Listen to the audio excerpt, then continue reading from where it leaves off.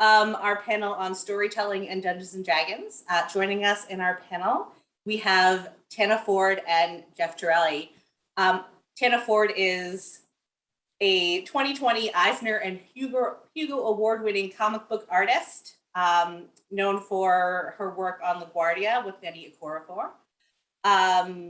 She's also worked on so many different comics. We agreed that I wouldn't go through them all, otherwise we wouldn't have time to do the panel. And then joining us too, we have Geoff Torelli. And he is an award-winning Boston-based filmmaker. He is a teacher, a musician, and a writer. He's currently an instructor at 3 colleges right now. So Emerson, Northeastern, and Boston University, where he teaches film production and studies as well as screenwriting. So welcome everyone. I'm very excited for this panel. So let's get into the goods. Let's go back to like when you first started D&D. Sort of how did you succumb to the siren song that is playing Dungeons and Dragons? Man, I came to it late. So I've only been playing for a few years, and I discovered it because friends of mine in the comic book industry were playing Dungeons and Dragons and loving it, and it kind of blew my mind. I was like, why? This was never a thing that was on my radar, but you know, a lot of my friends are super into it, and so I tried it out, and it was love at first dice roll. What about you, Geoff? Oh, you're muted. Oh no, Geoff, we can't hear you. We'll ask Sarah. It's not a stream unless we have some audio and technical issues. I know, absolutely. Oh no. I'm sure Geoff will sort it out. But that's how I got started, and I got started late. So what was it then that encouraged you to take that step to being like not just a regular player, but being a DM? Ooh, I think just because I am a storyteller, right? Like I'm already making stories and drawing comic books and things, and so it was a natural progression. Especially when people didn't want to be the DM, and I was like, oh boy, do I have an idea for a story. And so while I was a player in my very first session, like my very first campaign, and I was just sort of figuring it out and what this whole thing was and how it worked and what made it great, by the very next, like I played for a few weeks and then became permanent DM. Like and I love it. I love it so much. So. Nice. I'm sorry. Can you hear me now? We can. We can hear you. Cool. Can you turn on my video? Because I cannot. So every once in a while, at the absolute Geoff's worst coming times. back. Geoff's coming back. My Geoff's cat's a lot. Geoff's coming back. Geoff's coming back. my cat is actually a lot better to look at than I am. But yeah. So if you could, so you can hear me, and so for some reason it says you have to turn on my video. All right. I think it has to be Sarah. Cool. Ooh, baby. Ooh, baby. Tech issues. Everybody's familiar with tech issues because we're in a post-COVID world. We're not post-COVID, but we're all used to the Zoom. Let's pretend that I am a DMing cat, and so That's amazing. Okay, so that'll be our next adventure, Valerie. So while we figured that out, the first time that I was born in the mid-70s. My brother was about 6 years older than me. Suffice to say that the idea that he went into music and I went into film, we were not that popular. So he got into D&D before me, right? About 6 years. And so no one would play with us. So even like 6 years younger, he would be like the DM to just like me, me alone. Oh, I love like that though. Yeah. And so we loved it. And then we got some other people to play with us. And then I played throughout, a bunch of the 80s. And then, it was. What edition did you right? start with? What edition? I've only ever known 5th edition. Oh, great. Start my video. So, hey, there I am. Hey! You can see my ugly face. We actually had I should have actually just brought them here because I have a stack of all of from first, second, third edition was when I bowed out, but I've got some of the first early stuff that these arcane strange rules. If anyone THACO, if anyone knows what that is, it was this ridiculous armor class system. So anyway, we got into that, and then I stopped after a while because I thought I was too cool for that, which was totally right, wrong. Of course. Yeah, exactly. Right. And then about 4 or 5 or 6 or so years ago, I noticed that every time I was sort of like upset, I would just still like go to bed and read rule books, which is like the nerdiest thing you can do. That Like is the instead of like, nerdiest thing a it is a person could nerd, ever do. it That is so absolutely is. cute. And so it's like, like I should find a game, and like I still felt stigmatized, so I answered an ad online as if I was going to like some like rest area somewhere to meet some like weird encounter, and like I started playing D&D at that point, and I found some games online which I will kind of refer to the goofus to when I started playing with Valerie and Elise, who I've known since second grade or sixth grade, actually, I'm thinking of now. Okay. That's the gallants. So the goofus is like these first people. So when we talk about what to do and not to do as a DM, so then I started after a couple of years running a game with the Ladies of Kamikaze and their significant others. Nice. And we started doing that. So yeah, so that Aw. was my background. So you kind of answered the question about like, what made you a dungeon master. So my question for you guys is, what do you feel is the true role of a dungeon master? So we can say like, okay, it's your job to run the game, but like what makes a dungeon master like good versus great? Tana, please. I think that there are a couple of things that are important to do when you're a dungeon master. I think the number one thing is to have fun, right? To make sure to facilitate the fun that everyone is having at the table. And it depends on the group that you're dungeon mastering for, right? Like some people enjoy some like very rules heavy, you can't do that, you can do that, very like critical of how much space you move or whatever. The sort of like crunchy nitty gritty stuff can be very enjoyable for some people. For some people, they want to play it fast and loose and they're here to like be a collaborator and sort of be silly. And I think that it is the dungeon master's role to suss out what the group is and what's going to be the most enjoyable for that group, and then do it, right? Like make it a fun game for people to play in, and that's how I see my role as a dungeon master. Yeah, I couldn't agree more. I mean, like this is the thing too that I don't know about you, Tana, but like I probably against my better judgment, like join sometimes a lot of Facebook groups of D&D stuff, and some of them are really supportive and really awesome, and other of them are just like ruled by people who think that the point of a DM is to get like a total party kill, or like what misery can I put on other people, which to me is ridiculous because the DM is never supposed to be the adversary. Just what you were saying, the DM is supposed to be someone who facilitates fun. Yeah. Right? Totally. Right. And the other thing that, and I wish I remember who wrote this essay way back in the day, but it was someone who talked about 3 different people who play games like this and what they want out of it. There's systematists, people who are way into the system itself, where it's just like, how do I, min max, or how do I exploit the system, where it's like, if I use this perk and all these things, I can be the most badass. There's people who, in this, I would put myself under this, and actually Valerie, I think our whole group is we're kind of narrativists, right? Like we're in it for the story. We want like, we're like totally into the fun of it. And like, if the rules get into the way of the story or something, like maybe the rules need to be just a little bit, And then there's, what's the other one? The ones who want everything to be exactly like it would be in real life. And I played with one of these people too, where it's just like, you have to keep track of every single piece of food, and your horse might get killed in the forest, and if you do, then it's going to take you 4 more days to get to the dungeon.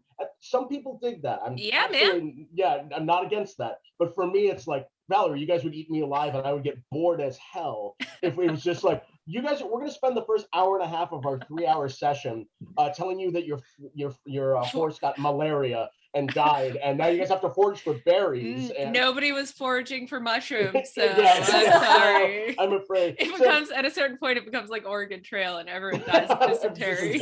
Right? Yeah, totally. So I think, getting back to that idea of what you like I'm really lucky, and because of COVID and everything, our group hasn't met for a while, but we were all into the story, and I think we all just kind of agreed without like stripping it of all the rules. We wanted the story, so exactly what you're saying, what the group wants, and sometimes you have different people and you have to cater to different things, and that's okay, but still, and sometimes and so you do, and I think that at the end of the day, you know, on Critical Role at one point, Liam O'Brien said, you know, he was asked a difficult question about something and he was like, and I'm going to do this because it's a game and we're here to have fun. And I was like, yes, like people will sometimes take it so seriously. And I get it. Stories matter. Stories absolutely matter. I've built my whole life around stories. Absolutely. But, you know, but this is like, it's a game, right? Yeah. And I love, one of the things that I love about the Wizards of the Coast is that in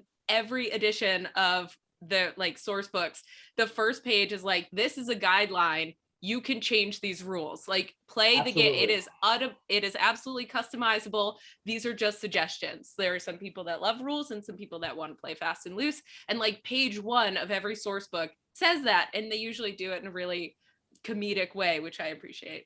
It is the first commandment of D&D. Yeah. It's just like, what, you know, you do what is fun. And I just remember, you know, another guy from Wizards of the Coast, Chris Perkins, who's done a lot of, you know, different D&D stuff for PAX or whatever. I remember watching a game that he was doing, and someone thought of something that he had not, and it was ridiculous. And he was still going to make them roll for it, but they're like, well, can I do that? And he just paused and he said, yes, you may do something awesome. You know, like, and like I love that, because it's just like, you, at that point, you're like, what are you going to do? Be like your players are way into it. You no, actually, according to, no, like, let your players at least try to do something awesome. If they roll a 1, that's on them. But, you know, like at that point. And I think that that's the magic of D&D, right? Because you have people, you know, while you and I are professional storytellers and we create experiences and like, this is what we do, the people that I most often play with are just like normal people, right? Like they have normal jobs and they're not doing this. And so I get to see people that I love and my friends use their imaginations and come up with crazy shit like that I would never think of. And it is so much fun. And I'm going to just stomp all over that because it's not in a rule book. I don't think so, right? No. Yes, you can absolutely do. You can certainly try, right? This is the thing. And then either you will succeed greatly or you might fail spectacularly, or, you know, like you get this collaborator, this dice collaborator that does not care about your feelings or your ideas. It's just chance. And I think that that is a brilliant mechanic built into this really fun game. And you know, it's really evolved, and I don't know if we'll get into this later too, but since the first few editions, it's really been since Wizard of the Coast took over from the 4th or 5th. Not only have they really done that golden rule of like, look, it's your game, have fun. Yeah. That's really when it became less of a kind of shitty power fantasy and became like a better power fantasy in terms of it's in the 4th and the 5th after Wizards of the Coast took over that was far more inclusive, and it was far less, for lack of a better term, horny and weird, you know, which like I love the early, you know, editions, but like, you know, because I grew up on them, but like they're really weird. And so, but yeah, you know, this is such a great time to get into this game over the last couple of editions, because it really has been meant for everyone. One of the things that we run into all of the time in comics is representation, and you know, representation of gender fluidity, of sexual orientation, of queerness, of any, you know, of people of color, like just having visual inclusion of people, like having more stuff. So when I came to 5th edition, in the source books, there are non-binary characters, there are openly gay characters, there are like, all in addition to this wild fantasy world of elves and goblins and trolls, there's also people that are queer like me, right? Like and it's built in, it's baked in, it's not subtext, it's not Dumbledore's gay but we're never going to put it in the books, like it's not that. It's like on page 3 the shopkeeper is a non-binary elf who goes by they them pronouns. Like that's amazing. And so one of the things that struck me early on about Dungeons and Dragons was how inclusive it was as a part of it, like in its construction. And I thought that was wonderful. Yeah. And, you know, as in terms of storytelling, that was, you know, I was talking about when you and I, like, all 3 of us were going back on email when you originally proposed this, Valerie, and I was talking about interactivity, and you talked about, you know, building a story collaboratively, which it's both of those things, right? Like in terms of, because you and I both, in terms of what we do, I mean, unless you are, I mean, even if you are writing and coloring, or I'm sorry, writing and drawing something, you might have a colorist or whatever, or you might just get the script and you might draw it, and that collaboration is so tight. And in film, it's the same thing. You might get a script and then you're supposed to direct it, and the cinematographer is going to be the one who interprets it through the lens. And that stuff is an amazing way to tell a story. Collaboration really ends up being a lot of times more than the sum of its parts, right? Yeah. Like it's just, I love it. Yeah, some of the best things I've ever made are because I was smart enough to work with people better than me, you know, or more talented than me. Or and can we can we expand on that a little bit? Because I would love to hear times where you guys have taken the skills that you have as writers, as creators, and have directly put them into either like maybe a homebrew that you've done or like a riff that you've done on a pre-existing like campaign. Yeah. I am wearing my Dungeons and Dragons and Drawing t-shirt that I handmade. Yeah, look at this fanciness. I painted on a t-shirt. But I got together with, there's a lot of actual play stuff in the world, right, for D&D. And I got together with several other professional artists, Marvel comic artists, and we did a test run on stream called Dungeons and Dragons and Drawing, where I dungeon mastered for professional artists who spent the hour or two drawing their character. And like, this isn't a thing that anyone is doing. And so Will Sliney and Emma Vicelli and Sean Isaacskis, all of these brilliant artists are like playing D&D and drawing at the same time while live streaming. And so like, in a very direct way, I am collaborating with, you know, people to create a world as we're playing in the world. And I think that that's incredibly exciting. That's super cool. Wow. If you guys are interested, you can see our very like, I'm not going to say terrible, but like we did have some tech issues and there was a frog of banishment involved. But if you go to Will Sliney, Twitch, what is it? Twitch.tv/Will Sliney, and look up Dungeons and Dragons and Drawing. We've got 6 episodes out there and none of them survived without bad tech and dropped video and chaos. But they're a lot of fun. Man. You should check them out. That's awesome. So that's how I collaborate. How do you collaborate? Well, I guess, you know, and 2 slightly separate things. One of the things is, you know, as a filmmaker and a touch screenwriting and all that kind of stuff, it's a very linear, you are in command, you are the dictator of the story kind of thing. So I teach a lot of filmmakers who are used to writing a script and filming something. And what you get to do at that point is that every single point in the film or the beat of the script, you get to say what is happening.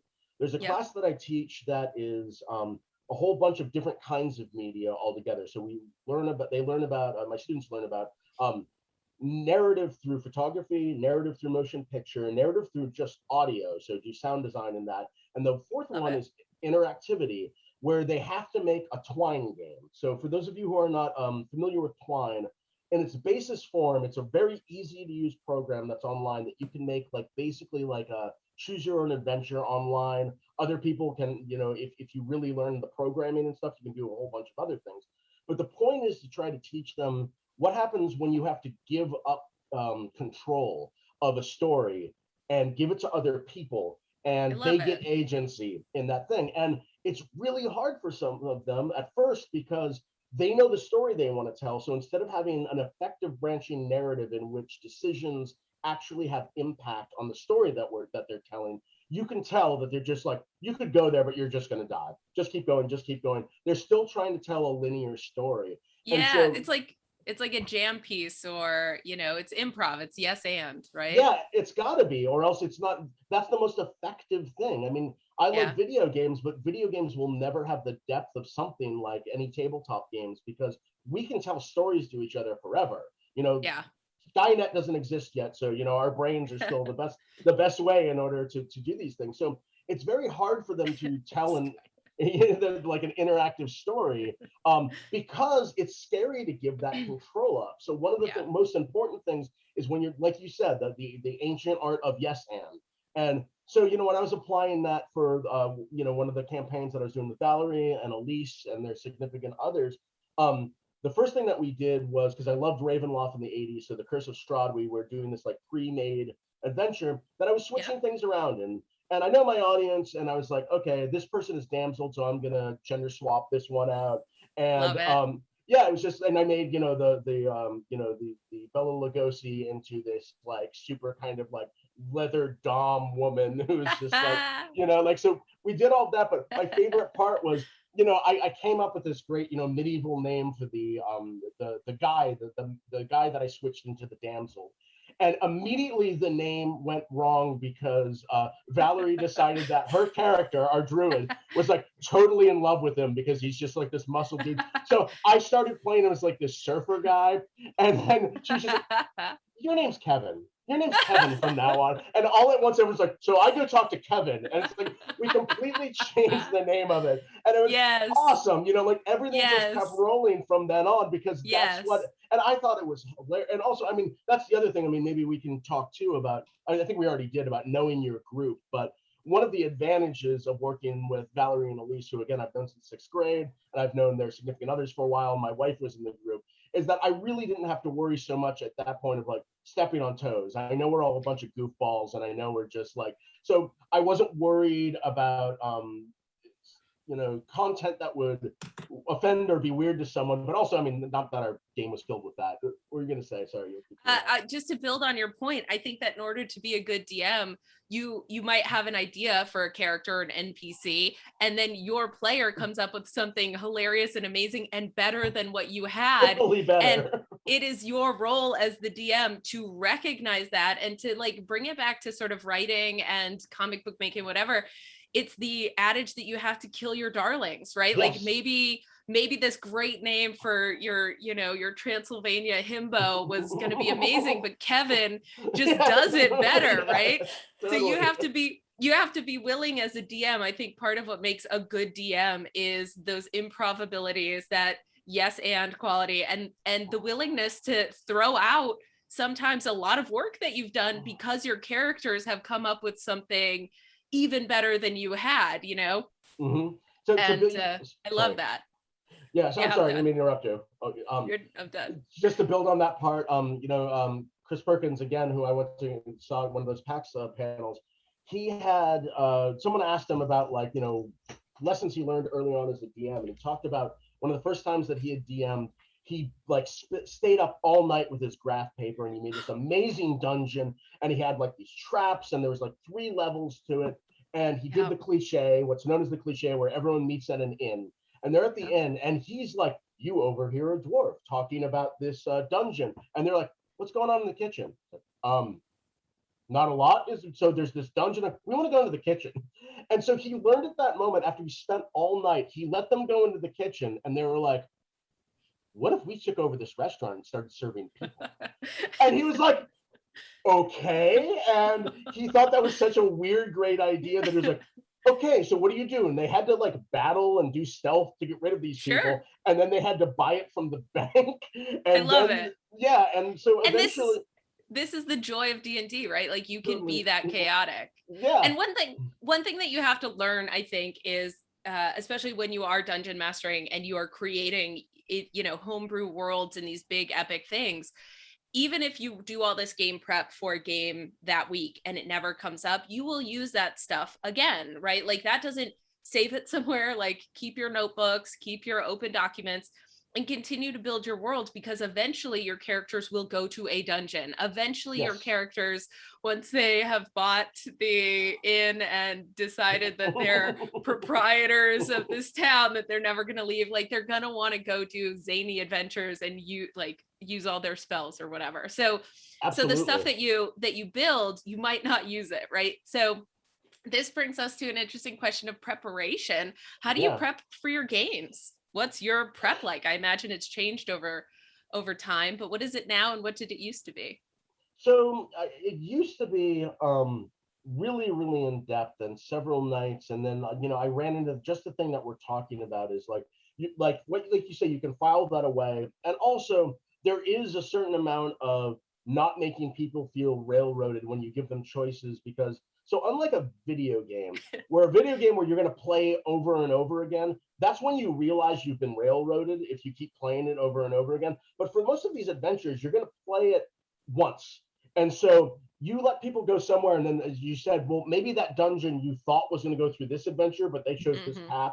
then you put it at the end. So I used to do really in depth. And then there's actually an interesting book that I read called Sly Flourishes, The Lazy DM, which is, it sounds like a, like a cut rate thing, but it's a very skinny book. And he talks about how you can use about 5 different 3x5 cards without getting so deep. And what you put on one of them are like the NPCs that you think they might run into.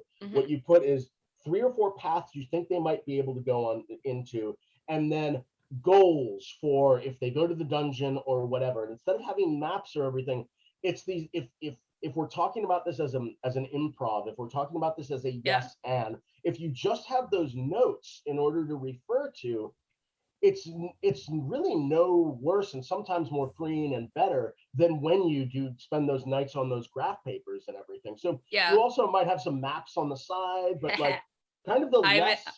I love drawing maps, so I draw a lot of maps. But I'm an artist, so I can also draw the characters and do cool things. But and so but the I don't know, there are things that you think are going to happen. I've never used cards. I do have, the source books. And so I've started using treasure tables. Treasure was a really hard thing. And so I never know what to give people. And I'm just like, yeah, you killed him. Oh, right. You need stuff now. And early on, I did the thing where I just gave away too much good stuff. And I was like, I think I might've broken my own game here. You can absolutely do that. I've definitely been a Santa Claus DM myself sometimes. Yeah. I think it's fun, right? No, we appreciate that. Any tools that create more chaos. I do want to do, we have about 10 or so minutes left. If anybody has any questions, you can feel free to put them in the chat, and they're gonna get fed to me, and we could ask Geoff and Tana. If no questions show up, I do want, while we're getting questions, can you guys give me an example of something that you do to create a more immersive experience? Specifically, if you have someone on, not everyone is as comfortable with role playing as others, and you might have a group of people who are really, really strong and really into it, and maybe somebody who's a little not. What's really quickly, what's a method that you've used to sort of get them into the story? I have one friend who has only ever played D&D with me one time, but really wants to, but is very nervous. And so, and has her wife that also wants to play. And I was like, okay, well, what if we just make you a mute brute, right?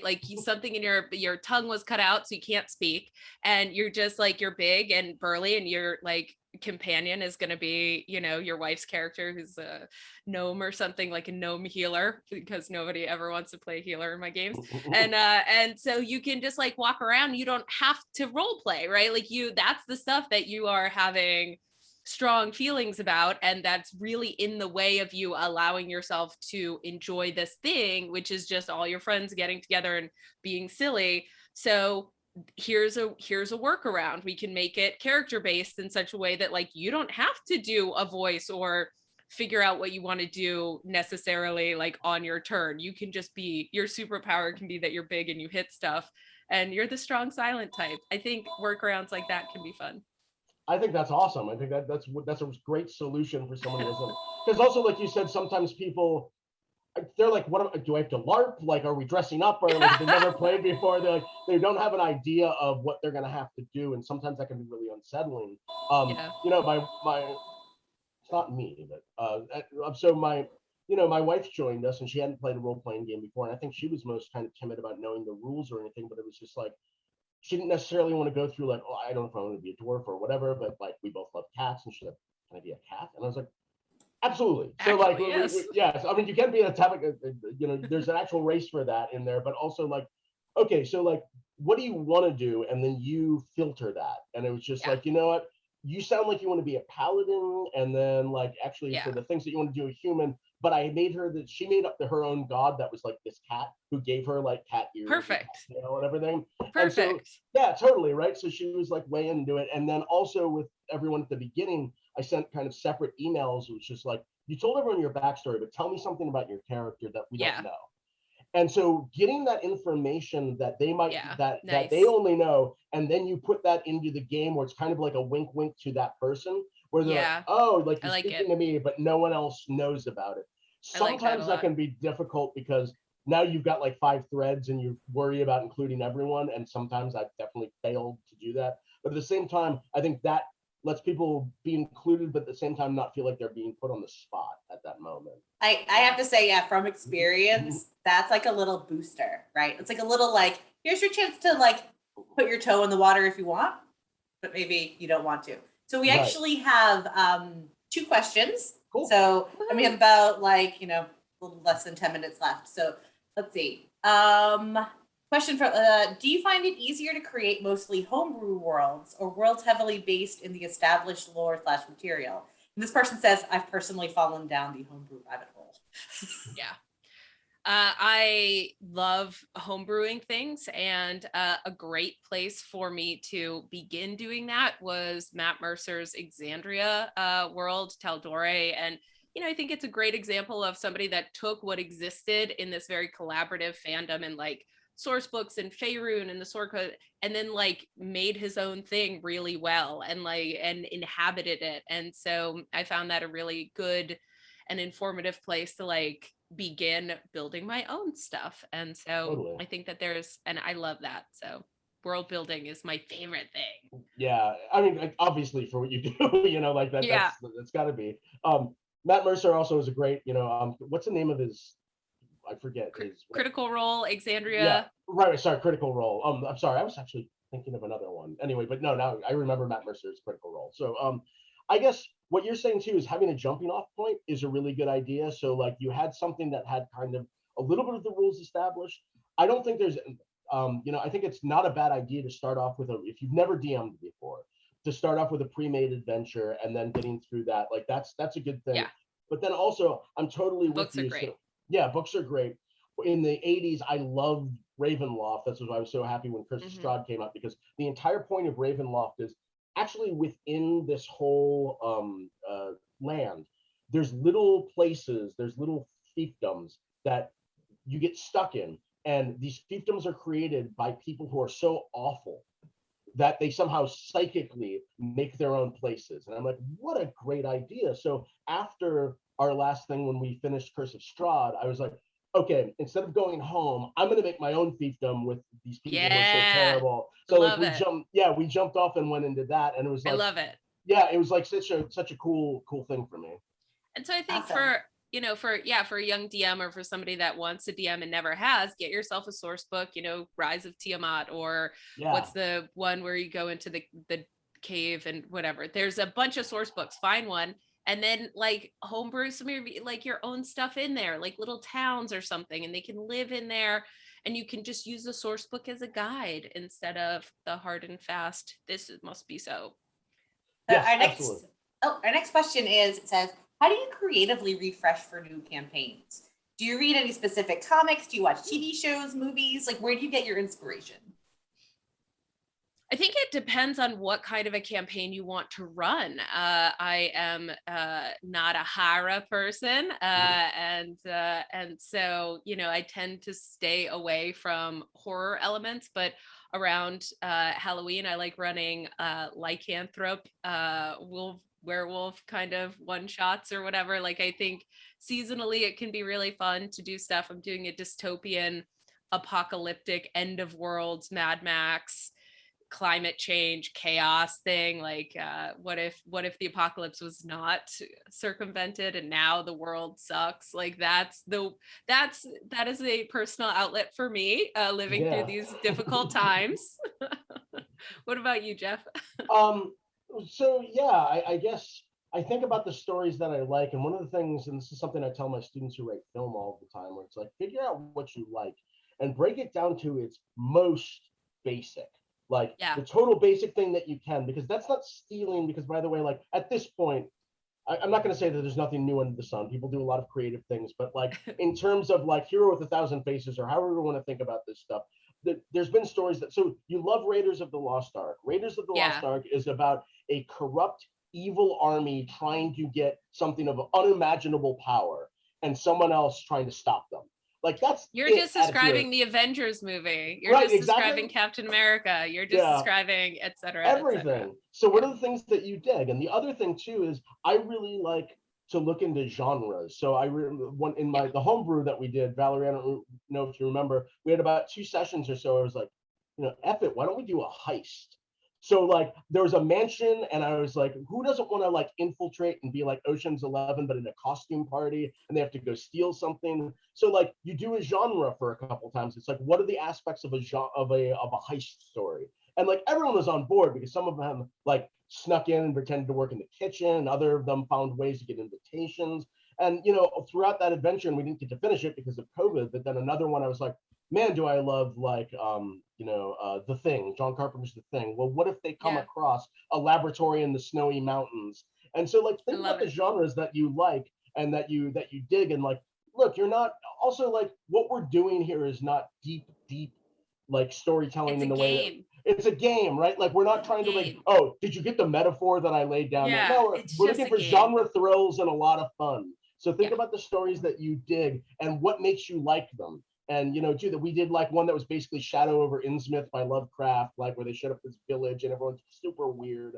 And it's like, so Lovecraft lends itself to D&D Eldritch horror really easily. Yeah, pretty easy. So that's what I would say. What do you like, and then break it down to its most basic parts and tell your story that way.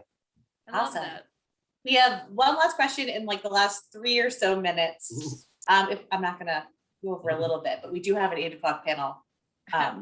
Check it out. No, check it out. So it says, I've been playing D&D 5e for about 2 years, and I'd love to start DMing. I enjoy the storytelling, role-playing aspects of the game, but I'm so intimidated by the rules and stats and numbers. I'm bad at math. Any tips on getting over that intimidation? Ooh, that is the number one thing about D&D is that it takes so much to onboard people, and there's so much that you need to know if you're going to run a game. Do you have any, Geoff, like workarounds for that? Because it's a lot, right? Like it is. Dice. The one thing I will say is that there's a dice roller app there that you can get that does all the math for you. So like you just tap the dice and it tells you what the number is. So you roll 2d20, tap it twice. You roll the 8d6. You don't ever have to add anything if you get a dice app. So try that maybe. I am absolutely 100% terrible at math. It's why I went into what I do. Like I was awful. It's intimidating when you look at it. Here's what you need to know is exactly what both of us were saying before, is that really it's your game. Yeah. And no one's going to call you out for the rules. There's some great DM screens out there that you can get that actually have, like, if you're going to roll for magic, here's how you do it. There's just these quick references that you can do. Yeah, the DM screen is clutch. Yeah, absolutely. And one, I love mine. Yeah, and that's a big, like, controversy we won't get into is, do you roll behind the screen or do you don't? I always roll behind the screen because anyway, but the point being that I was also going to say, there are some way, like, this is like, I don't know, over 10 or 12 years ago, when Chris Perkins first started introducing the PAX guys to D&D, their very first thing that they did with Acquisitions Incorporated, he was teaching them how to do it. Right in the first lesson, so they don't know what one or two had played before, but they haven't. Yeah. So he it's like a tutorial in a video game where he's just No, and I'm like, there's got to be pre-made character sheets, right? Like the internet exists, right? So like, if you want to play a dwarf barbarian, maybe there's like a standard thing that's out there that you don't have to fill in the character sheet. You can just get one already made, right? Like I love making them, and I've made so many so that when my friends visit, I just hand them a little sheet and they can come up with a name. But like, but it took a long time for me to figure out what's important. What do early players, new players need to know, rather than like, talk about skill checks and talk about what all the numbers mean. This just looking at the sheet, at your character sheet, is intimidating, right? Like that can be too much. And so I'm like, here's your hit points, here's how far you move, this is your weapon, right? Like special attacks are listed here, we'll go over it as it comes up in the game. And so and then I think you can kind of learn it by doing it, but I don't know what a shortcut for a DM would be to onboard a DM. Watch other people play it, you know, and also just try it yourself. Like run through an adventure, you know, by yourself and be like, okay, if they came up with this monster, what would I roll? Go through the rules that way. And then when you do eventually, you know, you can learn it a little bit along with your players. Think about the first few encounters when you're doing it with players where you're going to be like, okay, here's how we do this thing. So they go into a dungeon, they meet some monsters. You're going to roll this dice. This is where it is on your sheet. Point it out to them, and eventually, like, you know, it's the way that you teach anything. It's not like everything all at once. It's this. Yeah, you know? It's just that's the biggest challenge. Is it's such a big game, and it's such like there's just so much to know that it's truly an art form trying to streamline new players in, and to do that as a novice DM can be intimidating. I wish I had more useful get a dice app, get a DM screen, have cards for spells, maybe limit the amount of spells that your level 1 characters can do and give them like a physical, you know, like a spell card or something. I started making my own spell cards, and I made it so that like I put the type of magic it is on the outside. So like evocation is going to be red and conjuration is going to be orange. And then it just makes it easier because I can be like, here's command or something. And then they can read it right there instead of trying to flip through a book or something. I understand that I'm an artist and I have access to like a printer and a bunch of things that like maybe normal people don't always have access to. Like I can design this stuff, but find a way. There are a lot of things out there. So if you are very interested, there are people that sell spell cards. There are DM screens that can help you, and just maybe limit it, right? Like try to cut it down a bit, especially for new players. You know. And lastly, I would also just say, just jump in. Like, it's never going to be perfect. You're going to make mistakes. You're going to make a ton of mistakes. That's true of anything, man. Yeah, absolutely. Yeah, totally. Like, so just jump in. You'll and if you're playing especially if you're playing with friends, they're not going to be like, F you, I'm leaving. Like, you know, you didn't know what command did. Like, so just, you know, like take a breath and do it. Maybe you have some of those friends that like, maybe those are not the people you're going to play D&D with. Like, it's okay. It's not for everybody. Totally. Sometimes it just doesn't gel. That's okay too. Yeah, I'm actually one of those people who Geoff will attest to this. I actually really like it when things go wrong. Yeah, I do that's too, good though. Storytelling. Exactly, right? Rolling in that one is like the best thing. It's so good. Yeah, it's so wonderful, and terrifying and wonderful. But right, you're playing a game. So I think that is our time for tonight. This was amazing. So thank you so much. Thank you for having us on.